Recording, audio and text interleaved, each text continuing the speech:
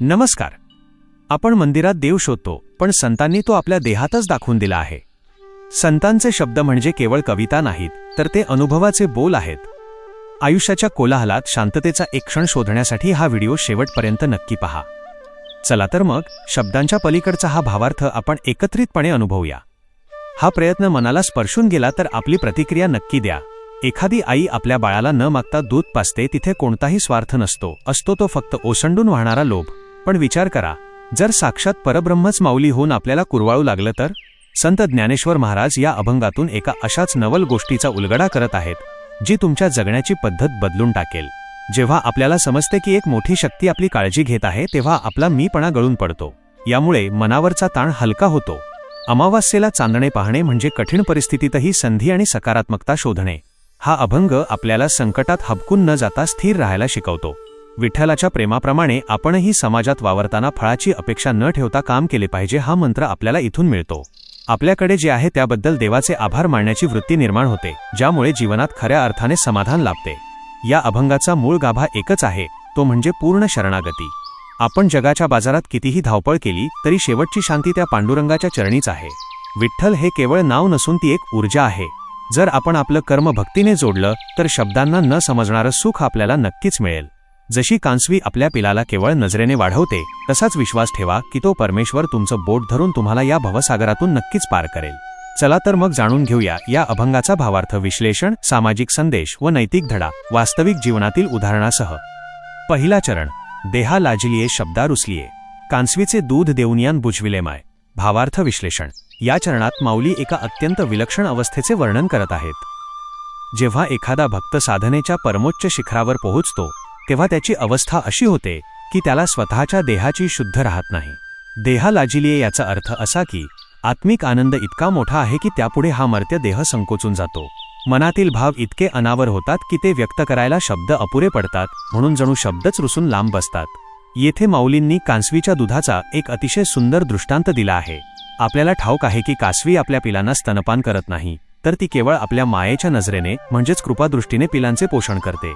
माऊली म्हणतात की माझ्या विठ्ठल माऊलीने मला शब्दांनी किंवा भौतिक गोष्टींनी नाही, तर तिच्या केवळ एका वात्सल्यपूर्ण नजरेने शांत केले आहे. जशी कासवीची नजर पिलाची भूक भागवते, तशीच ईश्वराची कृपा माझ्या आत्म्याची तहान भागवत आहे. हा अनुभव सांगण्यापलीकडचा आहे, जिथे भूक, तहान आणि देहभान सर्व काही हरपून जाते. सामाजिक संदर्भ आणि नैतिक धडा. समाजामध्ये अनेकदा अशा व्यक्ती असतात ज्यांना मदतीची गरज असते, पण स्वाभिमानामुळे त्या कोणाकडे हात पसरू शकत नाहीत. अशा वेळी शब्दांनी उपदेश करण्यापेक्षा किंवा उघडपणे मदत करून त्यांचा अहंकार दुखावण्यापेक्षा शांतपणे आणि अप्रत्यक्षपणे मदत करणे हा सर्वात मोठा नैतिक धडा आहे. एखाद्याला मदत करताना त्याचा गाजावाजा न करता कांसवीच्या नजरेसारखा मायेचा ओलावा देणे ही खरी माणुसकी आहे. वास्तविक जीवनातील उदाहरण. एखादा मध्यमवर्गीय कुटुंबातील व्यक्ती अचानक नोकरी गेल्यामुळे आर्थिक संकटात सापडते. तो कोणाकडेही मदत मागायला लाजत असतो. अशा वेळी त्याच्या जवळच्या मित्राने किंवा नातेवाईकाने त्याला हे न जाणवून देता की तो मदत करत आहे, त्याच्या घरी किराणा सामान पाठवून देणे किंवा त्याच्या मुलांच्या शिक्षणाची फी गुपचूप भरणे हे कांसवीच्या दुधासारखे आहे. येथे शब्दांची गरज नाही, फक्त कृतज्ञतेचा आणि मायेचा ओघ महत्वाचा आहे. दुसरा चरण. काय सांगो तिचा नवलावो, महालोभेविण कैसा येतो पान्हावो. भावार्थ विश्लेषण. दुसऱ्या चरणात माऊली आश्चर्याने म्हणतात की त्या विठ्ठल माऊलीचे नवल मी काय सांगावे. या जगात कोणतीही गोष्ट मिळवण्यासाठी काहीतरी लोभ किंवा स्वार्थ असतो. आईला सुद्धा मुलाबद्दल प्रेम असते, पण तिथे रक्ताचे नाते असते. परंतु ही विठ्ठल माऊली अशी आहे जिच्याकडे कोणताही स्वार्थ नाही, कोणताही महालोभ नाही. सामान्यतः गाईला आपल्या वासराला पाहून पान्हा फुटतो, पण त्यामागे निसर्गाचा नियम असतो. पण ईश्वराचे प्रेम हे अहेतुक आहे. भक्ताने केवळ साथ घातली की कोणताही भेदभाव न करता कोणत्याही अपेक्षेविना ईश्वराच्या प्रेमाचा पान्हा फुटतो. हे प्रेम इतके अथांग आहे की त्यात भक्त पूर्णपणे न्हाऊन निघतो. माऊलींना येथे हेच सुचवायचे आहे की देवाचे आपल्यावर असणारे प्रेम हे जगातील सर्व व्यवहारांच्या पलीकडचे आहे. ते शुद्ध आणि निर्मळ आहे, म्हणूनच त्याला नवलावो म्हणजेच अद्भुत नवल असे म्हटले आहे. सामाजिक संदर्भ आणि नैतिक धडा. आजचा समाज दे आणि घे या तत्वावर चालतो. प्रत्येक नात्यात आणि व्यवहारात आपण आपला फायदा शोधत असतो. पण ज्ञानेश्वर महाराज सांगतात की जिथे कोणताही स्वार्थ नसतो, तिथेच खऱ्या प्रेमाचा पान्हा फुटतो. सामाजिक जीवनात निरपेक्ष सेवा हीच खरी भक्ती आहे. लोभाशिवाय दिलेले दान किंवा केलेली मदत समाजाचा पाया मजबूत करते. वास्तविक जीवनातील उदाहरण. रस्त्यावर अपघात झालेल्या एखाद्या अनोळखी व्यक्तीला पाहून जेव्हा एखादा तरुण आपले काम सोडून त्या व्यक्तीशी कोणतेही नाते नसताना त्याला तातडीने रुग्णालयात नेतो आणि स्वतःच्या खिशातून पैसे खर्च करून त्याचे प्राण वाचवतो, तेव्हा तो कोणत्याही लोभाशिवाय आलेला पान्हा असतो. त्या तरुणाला त्या जखमी माणसाकडून काहीही नको असते, फक्त कोणाचे तरी प्राण वाचावेत हीच भावना असते. हाच तो नवलावो आहे जो माऊलींना अभिप्रेत आहे. तिसरा चरण.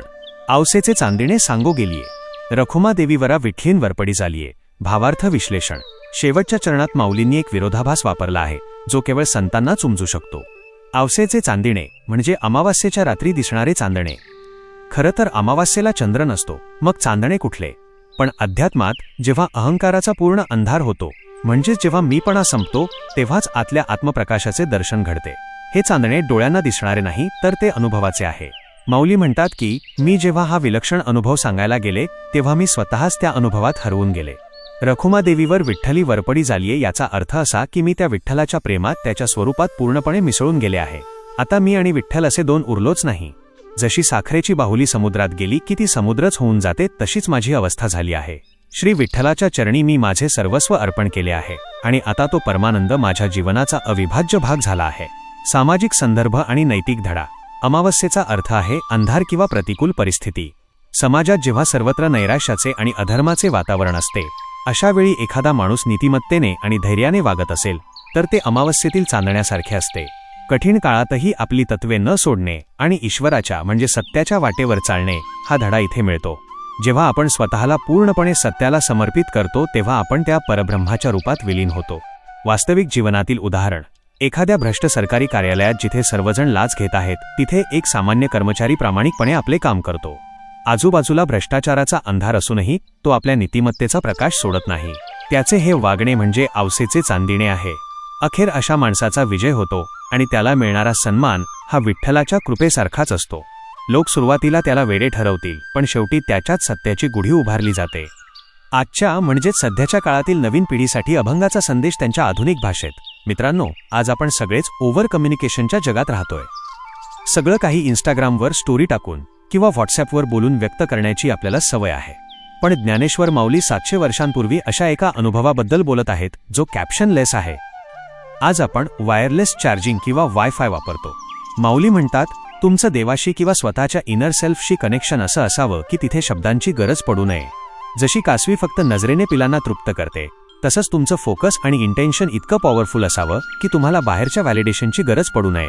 आज आपण लाईक्स किंवा रिटर्न्स बघून काम करतो, पण माऊली सांगतात खरा आनंद तो असतो जो कशावरही अवलंबून नसतो. जेव्हा तुम्ही एखादी गोष्ट मनापासून करता तेव्हा मिळणारा फ्लो स्टेट हाच तो महाविण येणारा पान्हा आहे. जेव्हा आयुष्यात खूप लो वाटतं, अंधार वाटतो, अमावस्या, तेव्हा घाबरू नका. आपल्या आत एक असा प्रकाश आहे जो या बाह्य परिस्थितीवर अवलंबून नाही. स्वतःला ओळखलं की अमावस्येतही चांदणं दिसू शकतं, म्हणजेच सर्वात कठीण काळातही तुम्हाला शांतता मिळू शकते. कुठल्याही गोष्टीत जेव्हा तुम्ही 100% झोकून देता तेव्हा तुम्ही आणि ते काम एकरूप होता.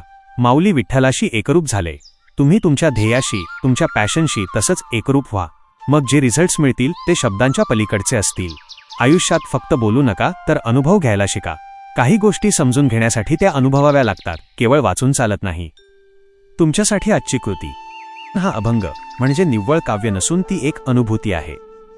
शब्दांच्या पलीकडे जाऊन, देहाच्या गरजांच्या पलीकडे जाऊन जेव्हा आपण ईश्वराशी किंवा निसर्गाशी जोडले जातो तेव्हा आपल्याला त्या अतिंद्रिय दुधाची, शांतीची चव चाखायला मिळते. आज रात्री झोपण्यापूर्वी फक्त 5 मिनिटे पूर्ण मौन पाळा. कोणतेही गॅझेट, पुस्तक किंवा व्यक्तीशी संवाद न साधता शांत बसा.